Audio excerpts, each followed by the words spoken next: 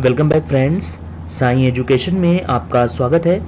और आज की इस वीडियो में हम बात करेंगे मोस्ट इम्पॉर्टेंट बैंकिंग एब्रीवेशंस के बारे में। अगर अभी तक आपने इस चैनल साई एजुकेशन को सब्सक्राइब नहीं किया है तो रेगुलर अपडेट के लिए इस चैनल साई एजुकेशन को ज़रूर सब्सक्राइब कर लें।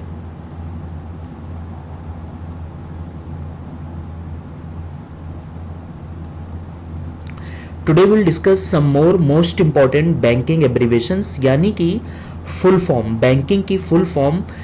ये बहुत ही इंपॉर्टेंट है और सारे के सारे बैंकिंग एग्जामिनेशंस में, चाहे वो एसबीआई पीओ का हो, आईबीपीएस पीओ का हो या फिर कोई इंश्योरेंस का भी एग्ज़ाम हो, वहाँ पर भी ये एब्रीवेशंस यानी कि फुल फॉर्म बहुत ही इंपॉर्टेंट रोल प्ले करती हैं। तो आपको ये एब्रीवेशंस मैं करवा रहा हूँ, पूरी की पूरी तैयार हो जाएंगी आपकी।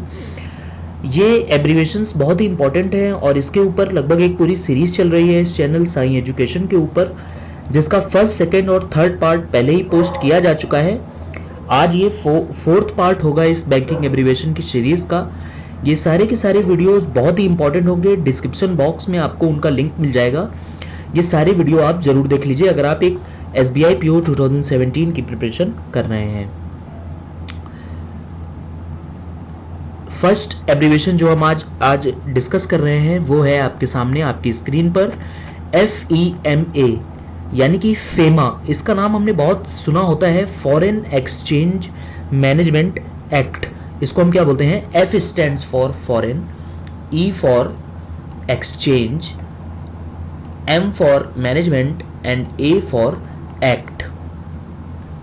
The foreign exchange management act 1999 is an act of Parliament of India to consolidate and amend the law relating to foreign exchange with the objective of facilitating external trade and payments and for promoting the orderly development and maintenance of foreign exchange market in India। देखिए, India में जो foreign exchange आता है, जो foreign money आता है या जो फॉरेन एक्सचेंज मार्केट है, उसको एक प्रॉपर उसका डेवलपमेंट और उसके मेंटेनेंस करने के लिए सरकार एक एक्ट लाई थी संसद में, यानी कि पार्लियामेंट में, सन 1999 में, और इसको हम जानते हैं फेमा के नाम से, यानी कि फॉरेन एक्सचेंज मैनेजमेंट एक्ट। इसके बाद में अगला एब्रीवेशन यानी कि फुल फॉर्म क्या है? IFRS, international finance reporting standards. International finance reporting standards, IFRS। इसका मीनिंग क्या है? It is the common reporting platform of balance sheets of the companies world wide so that assessment of profit and losses can be easy. International finance reporting standards क्या कहता है कि ये एक common platform है सभी कंपनीज के लिए या सभी फाइनेंशियल इंस्टीट्यूशंस के लिए who are working world wide so that assessment of profit and losses can be easy. एक कॉमन प्लेटफॉर्म देता है balance sheets of the companies, जो कंपनीज हैं या जो फाइनेंशियल इंस्टीट्यूशंस हैं उनकी बैलेंस शीट्स की रिपोर्ट करने के लिए, ताकि कंपनीज के प्रॉफिट और लॉस का असेसमेंट एक प्रॉपर और इजी वे में किया जा सके। अगेन मैं आपको फिर से याद दिला दूं, IFRS stands for international finance reporting standards. इसके बाद में नेक्स्ट एब्रीवेशन यानी कि फुल फॉर्म आपकी स्क्रीन के ऊपर है, IMPS। इसको हम बोलते हैं इमीडिएट पेमेंट सर्विस, या फिर इसका दूसरा फुल फॉर्म भी हो सकता है इंटरबैंक मोबाइल पेमेंट सर्विस। ठीक है, IMPS कैन बी, हम इसका दो फुल फॉर्म मैंने आपके सामने रखे हैं। पहला immediate payment service and second one is IMPS का इंटरबैंक मोबाइल पेमेंट सर्विस। ये क्या है, इसके बारे में थोड़ी सी एक ब्रीफ एक्सप्लेनेशन भी ले लेते हैं। Immediate payment service is an instant interbank electronic fund transfer service through mobile phones. It is also being extended through other channels such as ATM, internet banking, etc. देखिए, IMPS इमीडिएट पेमेंट सर्विस जो है ये bank transfer यानी कि fund transfer के लिए एक develop किया गया है। और ये डेवलप किसके द्वारा किया गया है? इसको डेवलप किया है national payment corporation of India ने, यानी कि NPCI ने। NPCI का एब्रीवेशन हम लोगों ने पिछले थर्ड या सेकंड वीडियो में इसी सीरीज के बैंकिंग एब्रीवेशन में कवर किया है। तो आप वो सारे video first, second and third part banking abbreviation के, वो बहुत ही वेरी मोस्ट इंपॉर्टेंट है, उनको ज़रूर देख लीजिए। इसके बाद में आगे बढ़ते हैं MMID। MMID stands for mobile money identifier. MMID यानी कि mobile, first M stands for mobile, second M stand for money and ID is for identifier. ये क्या है? Mobile money identifier is a 7-digit number of which the first 4 digits are the unique identification number of the bank offering IMPS। MMID जो है ये IMPS यानी कि immediate transfer service से ही, payment service से ही रिलेटेड है। ये क्या है? ये this is a 7-digit number जो कि आप जब अपना मोबाइल रजिस्टर करते हो तो उसके ऊपर एक वेरिफिकेशन का कोड है एक तरीके से, that is known as MMID, और ये रिलेट करता है IMPS के साथ। MMID में और एक इम्पॉर्टेंट जो चीज़ है वो है कि इट इज़ अ 7-digit और 10-digit नंबर। ये last year IBPS PO mains के एग्जामिनेशन में पूछा जा चुका है, तो वहाँ पर मैंने देखिए उसको रेड करके रखा हुआ है ताकि आपके दिमाग में वो बात भी बैठ जाए कि IMPS is a 7-digit number. Question इस तरीके से था IBPS PO मेंस में MMID का कि which of the following statements regarding MMID is false. वहाँ पर कई सारे फैक्ट दिए हुए थे MMID से related. MMID is a 7-digit number, MMID is this, MMID this, इस तरीके से। तो वहाँ पर हमें पता करना था कि MMID से रिलेटेड कौन सी जो फैक्ट है, कौन सी जो इन्फॉर्मेशन है वो रॉन्ग है यानी कि गलत है। इसके बाद में नेक्स्ट है देखिए IOSCO। ये क्या है? International organization of securities commission. International organization of securities commission यानी कि IOSCO, ठीक है, international organization of securities commission. ये क्या है? The international organization of securities commission यानी कि IOSCO is the international body that brings together the world's securities regulators and is recognized as global standard setter for the security sector। जो भी पूरी दुनिया में सिक्योरिटी सेक्टर के regulator हैं उनका सभी का ये एक इंटरनेशनल ऑर्गेनाइजेशन है। जैसे कि हमारे इंडिया में सिक्योरिटी का रेगुलेटर कौन है? सेबी, ठीक है, security and exchange board of India, ठीक है। इसका हेडक्वार्टर कहाँ पर है ये भी सारी जानकारी मैं आपको दे रहा हूँ। सेबी का हेडक्वार्टर जो है वो हैदराबाद में है। तो इंडिया का जो सिक्योरिटी रेगुलेटर है सेबी, वो जो है इसका IOSCO का मेंबर है। इसी तरीके से बाकी अन्य देशों के भी सिक्योरिटी रेगुलेटर, कई सारे देशों के security regulator including India SEBI are the member of IOSCO and IOSCO is what? IOSCO is International Organization of Securities Commission। जो भी सिक्योरिटीज मार्केट के सिक्योरिटीज के रेगुलेटर्स हैं पूरी दुनिया के, the world's important security regulators, उनका सभी का एक ऑर्गेनाइजेशन है यानी कि ग्रुप है IOSCO। BSBDA। BSBDA is a very most important banking abbreviation, कई बार पूछी जा चुकी है। BSBDA stands for basic saving bank deposit account. Basic saving bank deposit account, इसके बारे में थोड़ी सी ब्रीफ इंफॉर्मेशन भी ले लेते हैं। Basic saving bank deposit account which will offer following minimum common facilities to all their customers.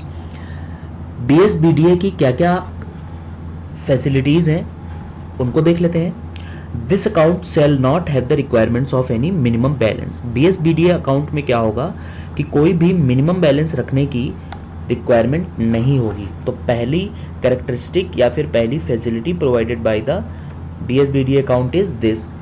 B part, the service available in the account will include deposit and withdrawal of a cash at bank branch as well as ATMs, ठीक है।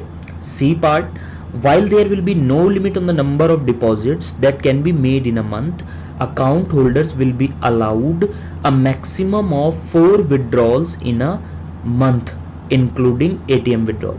यानी कि BSBD account में पैसा आप कितनी भी बार जमा करें उस पर कोई रिस्ट्रिक्शन नहीं है, बट जो नंबर ऑफ विड्रॉल आप मैक्सिमम 4 बारी एक मंथ में पैसा जो है विड्रॉ कर सकते हैं यानी कि निकाल सकते हैं अपने BSBD अकाउंट से, ठीक है। और एक पॉइंट इससे रिलेटेड BSBDA से मैं आपको और बता रहा हूँ कि किसी भी समय आपके BSBDA अकाउंट में 50,000 रुपये से ज़्यादा का डिपॉजिट नहीं होना चाहिए, ठीक है।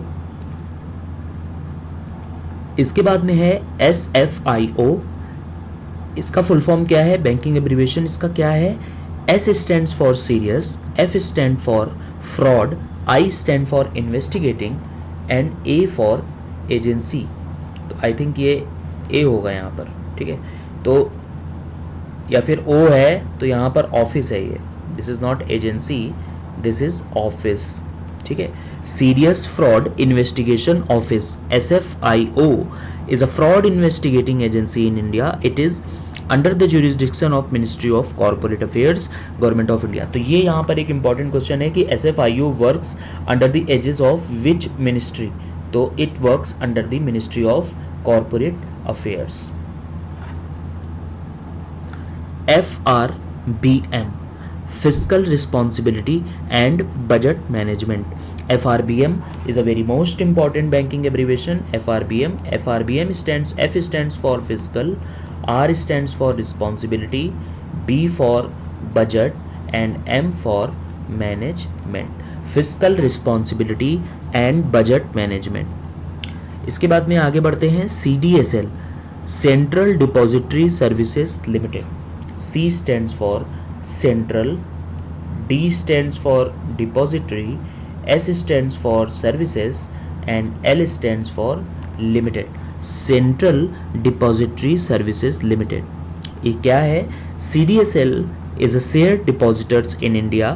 Central Depository Services Limited is the second Indian central security deposit based in Mumbai. Its main function is to holding securities either in certificated or uncertificated form. देखिए बैंक, ये CDSL क्या है? जो आपके शेयर्स होते हैं, जो शेयर मार्केट में आप शेयर परचेज करते हो, जो आप अपना बैंक के अंदर जाकर के डीमैट अकाउंट ओपन करते हो, तो डीमैट अकाउंट में क्या होता है कि आपका डीमैट अकाउंट में सारे शेयर जो हैं इलेक्ट्रॉनिक फॉर्म में रखे जाते हैं। तो उन डीमैट अकाउंट्स का मेंटेनेंस कौन करता है?